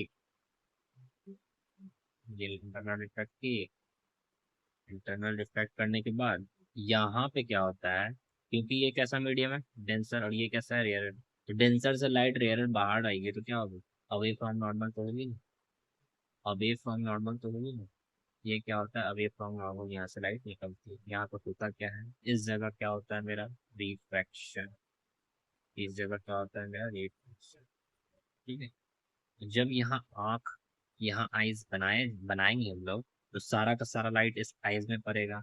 और ये आइज क्या करेगा, सारा का सारा लाइट जैसे इसके अंदर पड़ेगा और रेटिना में इमेज बनेगा, ये आइज में इसको रेनबो दिखेगा कहाँ, आइज में रेनबो इसको दिखेगा कहाँ, आइज में रेनबो दिखेगा इस साइड। ठीक है, रेनबो कहाँ दिखेगा, इस, समझ में आया, समझ में आया। रेनबो कहाँ दिखेगा, इस साइड, समझ में आया। रेनबो कहाँ दिखेगा, इस साइड। अब हम आगे जाते हैं, एटमॉस्फेरिक रिफ्लेक्शन। देखो, यहाँ पे हम देख रहे हैं कि सनलाइट से लाइट आई, व्हाइट लाइट आई, और यहाँ पे 7 अलग अलग कलर हमको विजिबल हो रहा है। 7 अलग अलग कलर विजिबल हो रहा है। लेकिन एक चीज तुम ये देखो, यहाँ पे इसमें मेरे सन से बहुत सारा रे निकल रहा होगा, रे निकल रहा होगा ना बहुत सारा, लेकिन दिखा कौन सा रे, विजिबल रे, विजिबल कौन सा था, तो ये था जो हमको दिख रहा है, violet, indigo, blue, yellow, orange, red. निकलता बहुत सारा ईएम वेव है। जितने भी सनलाइट से इलेक्ट्रोमैग्नेटिक वेव निकलती है, वो यहाँ पे लिखा हुआ है। ठीक है, गामा रे निकलती है, एक्सरे निकलती है, अल्ट्रावायलेट रे निकलती है, विजिबल निकलती है, इंफ्रारेड निकलती है, माइक्रोवेव निकलती है, रेडियो वेव निकलती है। ठीक है, अगर हम यहाँ से यहाँ जाए, यहाँ से यहाँ जाए, तो जितना भी वेवलेंथ है, जितना भी रे का वेवलेंथ है वो बढ़ेगा, लेकिन फ्रीक्वेंसी जो होगी वो कम होगी। ठीक है, मतलब गामा रे जो होती है, गामा रे, ये जो गामा रे है ना, गामा रे का जो लेमड़ा है वो सबसे ज्यादा होगा। ठीक है ना, वेवलेंथ सबसे ज्यादा होगा। सबसे ज्यादा फ्रीक्वेंसी किसका होगा, सॉरी यहाँ मिस्टेक हो गया, सॉरी। यहाँ पे हम ये वेवलेंथ बढ़ रही है ना, जब यहाँ से वेवलेंथ बढ़ रही है तो सबसे ज्यादा वेवलेंथ किसका होगा, तो रेडियो वेव्स का। ठीक है, वेवलेंथ बढ़ रही है, रेडियो वेव का क्या होगा, मेरा वेवलेंथ सबसे ज्यादा होगा।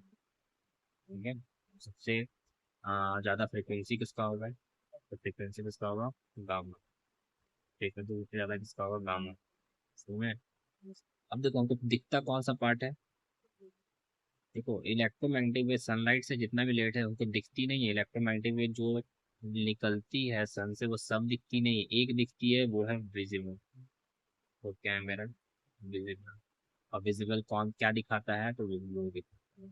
ठीक है, रेनबो फॉर्मेशन देख लो, विजिबल देख लो, वही मेरा क्या है, मेरा विजिबल का एक विजिबल, विजिबल का एक जो हमको दिखता है रेनबो फॉर्मेशन से। अच्छा, समझ में आया, समझ में आया ना।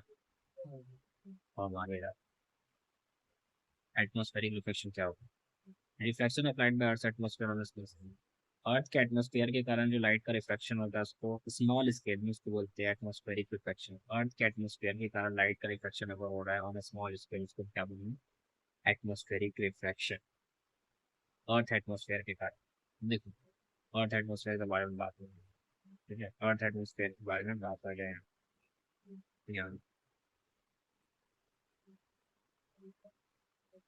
Air just above, air just above the fire becomes hotter than air further up। देखो यहाँ मान लो ना, एक फायर है, ठीक है, यहाँ ना फायर हो, जो यहाँ पे जल रही है, यहाँ पे क्या है, फायर। वहाँ यहाँ लकड़ी है बहुत सारा। यहाँ पे क्या हो रही है, फायर है जो कि यहाँ पे जल रही है। अब फायर जल रही है तो एयर जस्ट फायर, फायर के ऊपर का जस्ट एयर जो होता है वो हॉटर होता है, देन एयर फर्दर, ये हॉटर होता है ना। एयर जो फायर के ऊपर का जो एयर होगा वो हॉटर होगा, ठीक है। Dense and cooler air, dense and, ये एन क्या है, ये रिफ्रैक्टिव इंडेक्स है, वेरी डेंस है, बस बताते हैं क्या बताते हैं। Physical condition of the refractive medium is not stationary. अच्छा वो ये बताओ, रिफ्रैक्टिव मीडियम का फिजिकल कंडीशन क्या स्टेशनरी है? मतलब जितना भी पार्टिकल्स है हमारा, हम लोग जैसे जैसे ऊपर ऊपर जाएंगे तो पार्टिकल्स क्या स्टेशनरी होता है क्या अर्थ के ऊपर? नहीं, स्टेशनरी नहीं होता है, रुका हुआ नहीं रहता है, ठीक है।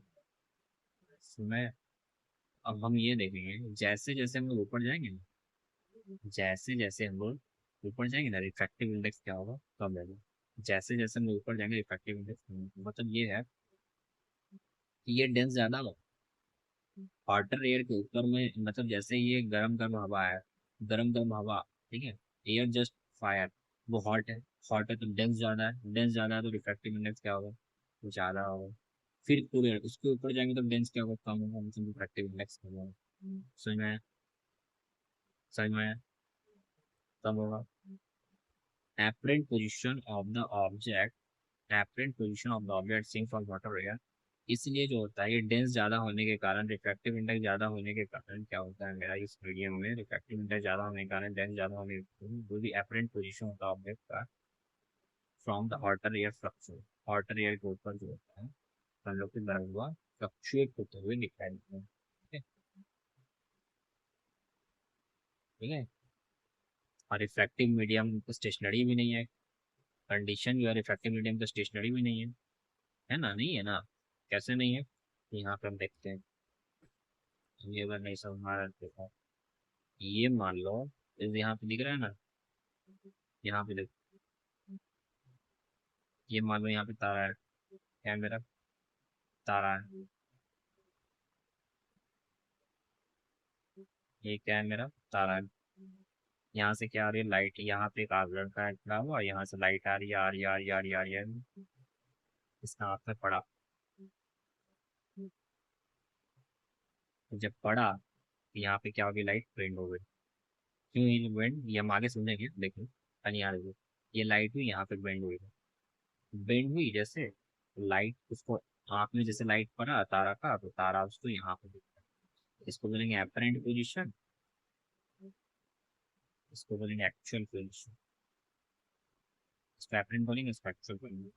तारा इसको यहाँ दिख रहा है लेकिन है तारा ही, लाइट आई तो बेंड, लाइट आई तो बेंड, बेंड क्यों थी, क्योंकि अब तुमको यहाँ पे ये देखो, ये बगल में कुछ लिखे हुए हैं, बगल में कुछ लिखे हुए हैं, refractive index increasing, refractive index increasing, मतलब ये है मेरा यहाँ पे, मेरा मतलब ये है यहाँ पे, मेरा मतलब ये है यहाँ पे कि जैसे अर्थ के नीचे हम लोग जाएंगे रिफ्रैक्टिव इंडेक्स बढ़ेगा, जैसे जैसे हम लोग अर्थ के नीचे जाएंगे क्या होगा मेरा, रिफ्रैक्टिव इंडेक्स बढ़ेगा। मतलब हम स्पेस में हैं तो यहाँ पे रिफ्रैक्टिव इंडेक्स क्या है, बढ़ेगा, ठीक। तो जैसे जैसे नीचे जा रहे हैं तो रिफ्रैक्टिव इंडेक्स क्या हो रहा है, बढ़ रहा है, ये रिफ्रैक्टिव इंडेक्स कम है बात, सुन रहा है। इसी कारण यहाँ पे क्या हो रहा है, तारा से क्या हो रहा है, लाइट आया, मतलब तारा से लाइट आई तो यहाँ पे बेंड हुई, बेंड क्यों हुई, क्योंकि यहाँ पे रिफ्रैक्टिव इंडेक्स कम, रेयरर मीडियम है, ये कैसा मीडियम है, डेंसर मीडियम है, इसी कारण यहाँ पे क्या हो रही है, बेंड हो रही है, यहाँ पे क्या हो रही है, लाइट बेंड हो रही है, बेंड लाइट, इस कारण से बेंड हो रही है, जिसके कारण हमको ये अपरेंट पोजिशन, ठीक है, लाइट का, तो मैं, ये एक्चुअल है, ये अपरेंट, यहाँ पे मिस्टेक हो गया, यहाँ पे लिख लेना, इसको एक्चुअल नहीं, इसको एक्चुअल बोलो, ये अपरेंट, ये नकली, जितना तारा दिख रहा है वो नकली, समझ में आ गया। अब ट्विंकलिंग ऑफ स्टार्स इसका फिनोमिना है, किसका, एटमॉस्फेरिक रिफ्रैक्शन। यहाँ देखो ट्विंकलिंग ऑफ स्टार कैसे होता है, बिकॉज ऑफ एटमॉस्फेरिक रिफ्रैक्शन, बताया एटमॉस्फेरिक रिफ्रैक्शन का ये फिनोमिना है, refraction of earth before it reaches the earth, ठीक है, डिफ्रैक्शन होते रहता है जैसे जैसे अर्थ में आता है लाइट, स्टार्स का जैसे जैसे लाइट अर्थ पे आती है तो रिफ्रैक्शन होती रहता है ड्यू टू रिफ्रैक्टिव मीडियम। ठीक है, ड्यू टू रिफ्रैक्टिव मीडियम्स। ठीक है, एटमोसफेयर बहुत सारा प्रेजेंट है हमारे अर्थ एटमोसफेयर में। ट्रोपोस्फेयर है, स्ट्राटोस्फेयर है, मेसोस्फेयर, थर्मोस्फेयर है। धीरे धीरे नीचे आएंगे तो क्या होगा, रिफ्रैक्टिव इंडेक्स बढ़ेगी। बढ़ेगी तो जैसे जैसे रिफ्रैक्टिव इंडेक्स चेंज होगी, जैसे जैसे रिफ्रैक्टिव इंडेक्स चेंज होगी वैसे वैसे क्या होगा, मेरा तारा ट्विंकल होने का कारण बनेगा। जैसे हम आगे पढ़ रहे हैं तो देखते हैं। Atmosphere bends stars towards normal. Atmosphere क्या करता है, स्टारलाइट को टुवर्ड्स नॉर्मल बेंड करता है। Apparent position of star is slightly higher from the actual position. और एपरेंट पोजीशन जो स्टारलाइट का होता है वो हाई होता है एक्चुअल पोजीशन से नियर हॉराइजन। स्टार बहुत ही दूर होता है लेकिन फिजिकल कंडीशन एटमोसफेयर का तो स्टेशनरी नहीं है, रुका हुआ तो नहीं है। स्टारलाइट आ तो रही है, starlight coming from star goes on very, अब वो आ रही है तो वेरी करते करते आएगी ना। अब वो लाइट आएगी, स्टारलाइट दूर से तो वेरी करते करते आएगी, वेरी करते करते आएगी, इसलिए अपने पोजिशन स्टार का फ्लक्चुएट करेगी और अमाउंट ऑफ लाइट फ्लिकर करेगी। इसलिए लाइट हमको क्या होता है, ब्राइटर दिखता है और फेंटर दिखता है। ठीक है, चलो पीला दिखता है, फेंटर दिखता है। मैं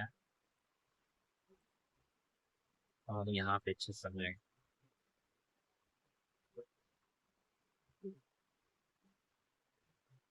ये लाइट आई,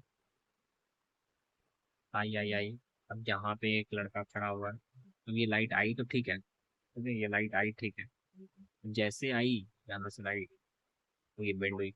बेंड क्यों की, क्योंकि यहाँ पे क्या है, रेयर मीडियम। यहाँ पे क्या है, ये कैसा मीडियम है, डेंसर मीडियम। ये रेयर मीडियम है, डेंसर मीडियम। और जैसे जैसे नीचे जाती है तो क्या होता है, रिफ्रैक्टिव इंडेक्स क्या होता है मेरा, रिफ्रैक्टिव इंडेक्स क्या होता है मेरा, बढ़ता है। अब लाइट आई, इसको आपने देखिए ये लाइट क्या की, इसका आँख क्या किया, इस तारा को यहाँ देखा, इस तारा को यहाँ देखा। तो ये कैसा पोजीशन हो गया है, चल। और ये कैसा पोजीशन हो गया है, करंट में। ये एक्चुअल पोजीशन हो गया, ये एब्सेंट पोजीशन हो गया। अब ट्विंकल क्यों करता है, क्योंकि जो है अर्थ एटमोसफेयर का कंडीशन स्टेशनरी नहीं है।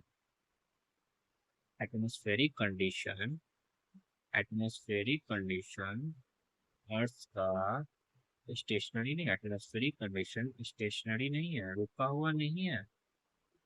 सुना है क्या बोल, रुका हुआ नहीं है, स्टेशनरी नहीं है। मतलब ये घूम रहा है। ये क्या कर रहा है, एक तो एक्सेस में भी घूम रहा है, एक रिवॉल्यूशन भी कर रहा है। ये बताएं, जिसके कारण अलग अलग पार्टिकल्स प्रेजेंट है अर्थ में, अर्थ का मीडियम में वो भी घूम रहा है, जिसके कारण क्या होता है, ये लाइट बार बार रिफ्लेक्ट करती है।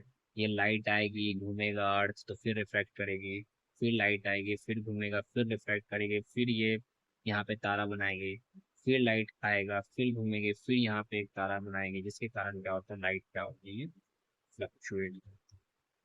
लाइट क्या होती है, फ्लक्चुएट। समझ में? मेन रीजन ये है, घूमने के कारण। ठीक है, ये घूम रहा है अर्थ, ये मेन रीजन है। ठीक है, ये मेन रीजन, मैं, ये मेरा मेन रीजन है। अब हम आगे आते हैं। एडवांस सनराइज एंड डीलर तो थोड़ा सा टॉपिक है कुछ बस समझ गया, थोड़ा सा। Advance sunrise and delayed sunset क्या होता है, एडवांस सनराइज डिलेड सनसेट में एटमॉस्फेरिक रिफ्लेक्शन का फिनोमेना है। ठीक है, एडवांस सनराइज डिलेड सनसेट भी एटमॉस्फेरिक रिफ्लेक्शन का क्या है, मेरा फिनोमेना है। ठीक है, याद रखना। हम देखो यहाँ पे क्या होता है, ये क्या है, मेरा अर्थ है, अर्थ के इसको क्या बोलेंगे, हॉराइजन। इसको क्या बोलेंगे, हॉराइजन। जहाँ अर्थ और सन, जहाँ अर्थ और धरती एक जगह मिलते हुए दिखे तुमको, उसको बोलते हैं हॉराइजन। जहाँ अर्थ और धरती एक जगह, धरती और आसमान, सॉरी, जहाँ अर्थ का, धरती और आसमान एक जगह मिलते हुए दिखे उसको हम हॉराइजन बोलते हैं। समझ में आ गया, ये हॉराइजन है। हॉराइजन के नीचे जब सन रहता है, यहाँ पे मान लो हॉराइजन है, हॉराइजन के नीचे सन। अब हम यहाँ पे यह देखेंगे, sun is visible to us about 2 minutes before the actual sunrise, 2 minute after actual sun. मतलब सन हम लोग को दिख जाता है 2 मिनट पहले, एक्चुअल सनसेट के, सनराइज के पहले, एक्चुअल सनराइज के 2 मिनट पहले हमको सन दिख जाता है। मतलब सन उगा नहीं है, यहाँ पे है सन, लेकिन यहाँ पे दिख रहा है, यहाँ पे है सन, लेकिन हमको सन यहाँ दिख रहा है।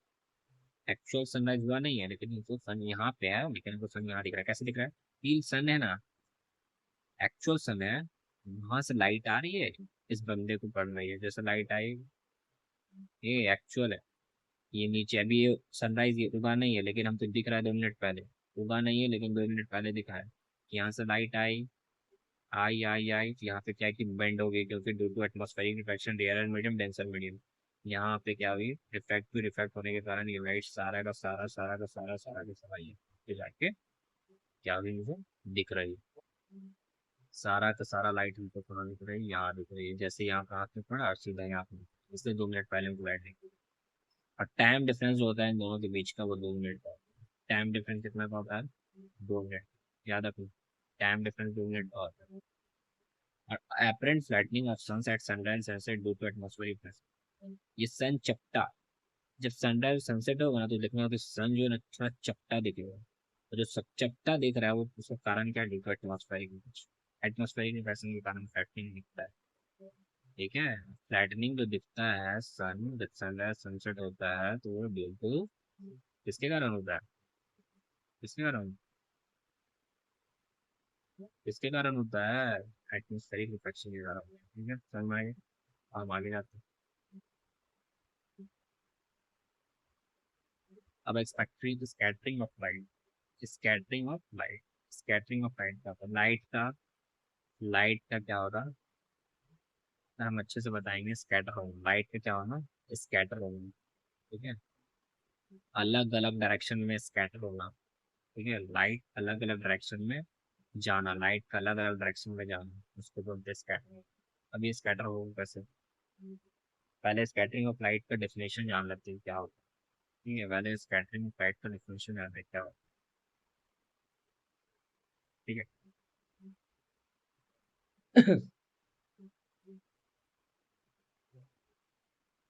देखो, लाइट स्कैटर किसको करेगी? लाइट स्कैटर किसको करेगी? मान लो ये पार्टिकल है,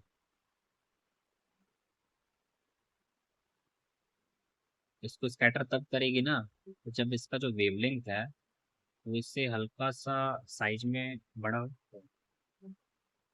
इसका वेवलेंथ हल्का सा साइज में बड़ा हो, तभी जाके इसको स्कैटर करेगी। समझ में आया? मान लो इतना बड़ा पार्टिकल्स है, इसको स्कैटर कौन करेगा? जितना बड़ा वेवलेंथ, इतना बड़ा वेवलेंथ। समझ में आया? तब जाके ये लाइट क्या करेगी? स्कैटर करेगी, करेगी ना। क्या करता है, मान लो कोई पार्टिकल है, वो पार्टिकल क्या करती है, लाइट क्या करती है, is absorbed, light is absorbed by the particles in the form of energy, in the form of energy, and then उसके बाद क्या करता है, वो पार्टिकल रिफ्लेक्ट करता है and emit the light in all direction, particle emit light in all direction, क्या करता है, सभी डायरेक्शन में लाइट को क्या करता है, emit। क्या हुआ यहाँ पे लिखा हुआ क्या? Light is absorbed by the particles in the form of energy and particles emit light in all direction। Light क्या करता है, पार्टिकल्स क्या करता है, लाइट एब्जॉर्ब करता है। ठीक है, light is absorb by the particle, light क्या करता है, एब्जॉर्ब करता है पार्टिकल। उसके बाद in the form of energy, जैसे पार्टिकल्स को एब्जॉर्ब किया, उसके बाद ये क्या करता है, लाइट को इमिट कर देता है इन ऑल डायरेक्शन, सभी डायरेक्शन में लाइट को कर देता है। इसी को क्या बोलते हैं, स्कैटरिंग। इसका दो फिनोमेना है। पहला फिनोमेना तुमको दिख जाएगा reddening of the sun at sunrise and sunset, पहला फिनोमेना दिख जाएगा रेडनिंग ऑफ सन, देखने और होगा रेडनिंग ऑफ सन। दूसरा फिनोमेना तुमको दिख जाएगा, ये तो पहला phenomena reddening of the sun at sunrise and sunset. दूसरा है तुम्हारा blue colour of the sky, blue colour of sky. ठीक है, ये दो जो तुम्हारा फिनोमेना है। ठीक है, टिंडाल इफेक्ट क्या होता है, ये थोड़ा बड़ा टॉपिक है, वो थोड़ा देख लेते हैं। ठीक है, टिंडाल इफेक्ट क्या होता है ये तो देख।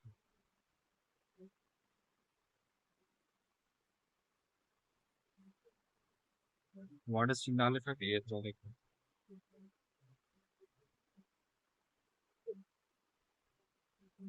देखो टिंडाल इफेक्ट क्या होता है, ये ट्रू सॉल्यूशन है, मतलब होमोजेनस मिक्सचर है, क्या है, होमोजेनस, होमोजेनस मिक्सचर है। ये कोलाइडल है, मतलब हेट्रोजेनस मिक्सचर है। क्या लाइट यहाँ से अगर हम देंगे, हमें ऐसा लाइट आया, और यहाँ पे क्या है मेरा ट्रू सॉल्यूशन है, तो क्या ये लाइट यहाँ से जब आएगी तो हमको बीम ऑफ लाइट दिखेगी, बीम ऑफ लाइट दिखेगी, बीम ऑफ लाइट दिखेगी, वो भी ट्रू सॉल्यूशन नहीं, नहीं, ठीक है। लेकिन अगर हम यहाँ पे कॉलाइडल सॉल्यूशन देखेंगे, हेट्रोजेनस मिक्सचर के जो होता है, जब यहाँ पे लाइट यहाँ से हम भेजेंगे, तो यहाँ पे बहुत सारा कॉलाइडल पार्टिकल्स क्या करेगा, लाइट को क्या करेगा, स्कैटर करेगा। स्कैटर करने के कारण क्या होगा, बीम ऑफ लाइट क्या होगी, विजिबल होगी। समझ में आया क्या बोले, बीम ऑफ लाइट क्या होगी मेरा, विजिबल होगी। कॉलाइडल सॉल्यूशन विजिबल लाइट फॉर्म करता है, लेकिन होमोजेनस टू सॉल्यूशन हमेशा विजिबल लाइट फॉर्म नहीं करता है। इसी को हम क्या बोलते हैं, टिंडाल इफेक्ट। समझ में आया? हम आगे देखते हैं। तो ये क्या बता रहा है, earth atmosphere contain heterogeneous mixture of matter. Earth atmosphere में मेरे पास मैग्नेटिक पार्टिकल का हेटेरोजेनस मिक्सचर तो है। इसमें कौन कौन सा है मिक्सचर, तो स्मोक है, टीनी वाटर ड्रॉपलेट है, सस्पेंडेड पार्टिकल ऑफ डस्ट है, मॉलिक्यूल्स ऑफ एयर, ये सब है। सस्पेंडेड पार्टिकल्स ऑफ डस्ट दिख जाएगा, टीनी वाटर ड्रॉपलेट दिख जाएगा, स्मोक दिख जाएगा, ये सब है earth atmosphere. Beam of light क्या करती है, इस फाइन पार्टिकल में स्ट्राइक्स करती है, और इस बीम्स के पाथ को क्या करती है, विजिबल। जैसे लाइट स्ट्राइक करेगी फाइन पार्टिकल्स को, उसके बाद बीम ऑफ लाइट दिखेगी, दिखेगी तुमको उसी कलर में, जिस कलर जिस वेवलेंथ को स्कैटर करेगी उस कलर में तुमको लाइट दिखेगी। सुना है? Light reaches us after being reflected, और लाइट जितना भी हम लोग को दिखता है आँख में, वो मतलब जहाँ भी दिखता है लाइट, रीच होने के बाद दिखता है। ठीक है, लाइट रीचेस अस, पहले हम लोग लाइट हमारे पास आएगा, उसके बाद रिफ्लेक्ट होकर दिखती है। Phenomenon of scattering of light by the colloidal particle give rise to Tyndall effect. जितना भी स्कैटरिंग ऑफ लाइट का फिनोमेनन है कोलाइडल पार्टिकल्स से, वही तुमको टिंडाल इफेक्ट होता है। मैं स्कैटरिंग लाइट का फिनोमेनन जो भी है कोलाइडल पार्टिकल से, वही तुमको क्या देता है, टिंडाल इफेक्ट। यहाँ पे कुछ समझ लो, colour of the scatter light depends on the size of it. जितना भी स्कैटर लाइट का कलर डिपेंड करता है, स्कैटर लाइट का जो भी कलर है, स्कैटर कौन सा लाइट करेगा, किस कलर में करेगा, वो किस पर डिपेंड करता है, स्कैटरिंग पार्टिकल्स के साइज में डिपेंड करता है। अगर फाइन पार्टिकल्स है वो ब्लू लाइट को स्कैटर करेगा, fine particle, very fine particle, वो ब्लू लाइट को स्कैटर करेगा। लेकिन लार्जर साइज के कोई पार्टिकल्स है तो उसको स्कैटर करेगा लॉन्गर वेवलेंथ, इसको स्कैटर करेगा लॉन्गर वेवलेंथ स्कैटर में, लॉन्गर वेवलेंथ स्कैटर करेगा।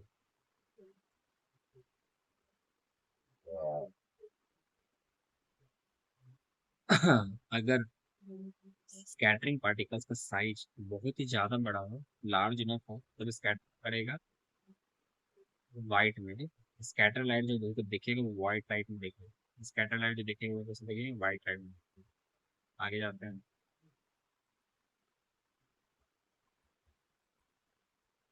हाँ यहाँ पे, why is the colour of the cleared sky blue, cleared sky blue, why is the colour of sky blue, cleared sky blue क्यों दिख, cleared sky colour blue क्यों दिखता है। पहले ये देखेंगे कि जो स्काई में molecules of air and other fine particles have size smaller than wind.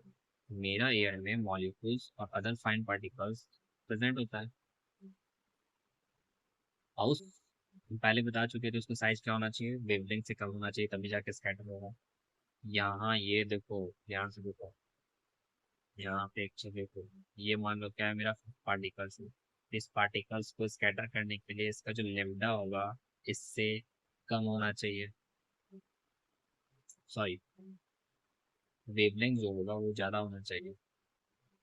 देखो ये जो पार्टिकल्स है, अगर ये पार्टिकल्स है, पार्टिकल्स को स्कैटर कर रहे हैं, तो इसका वेवलेंथ इस पार्टिकल से ज़्यादा होना चाहिए। लेमडा जो है इस पार्टिकल से ज़्यादा होना चाहिए, तब जाके इस पार्टिकल्स को क्या कर पाएगा, स्कैटर कर पाएगा। ये लिखा हुआ है molecules of air and other fine particle size smaller than wavelength. Red light has wavelength about 1.8 times greater than the blue light. Red light के पास जो वेवलेंथ है मेरा, वो 1.8 टाइम्स, रेड लाइट के पास जो वेवलेंथ है वो 1.8 टाइम्स ग्रेटर है ब्लू लाइट से। मतलब रेड का जो लेमडा है वो 1.8 टाइम्स ग्रेटर है किससे, ब्लू से। मतलब रेड का वेवलेंथ जो है ना वो सबसे ज्यादा होता है ब्लू लाइट से, ये याद रखना, है ना। लेमडा जो रेड का होता है वो सबसे ज्यादा होता है, और लेमडा जो ब्लू का होता है वो कम होता है। कितना टाइम्स होता है, 1.8 टाइम ग्रेटर होता है, कौन, रेड का हो गया, ये याद रखना।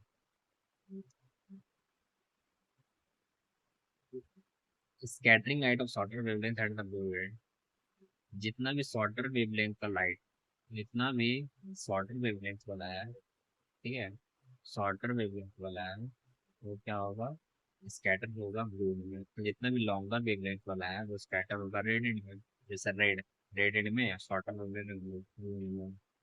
समझ में आई?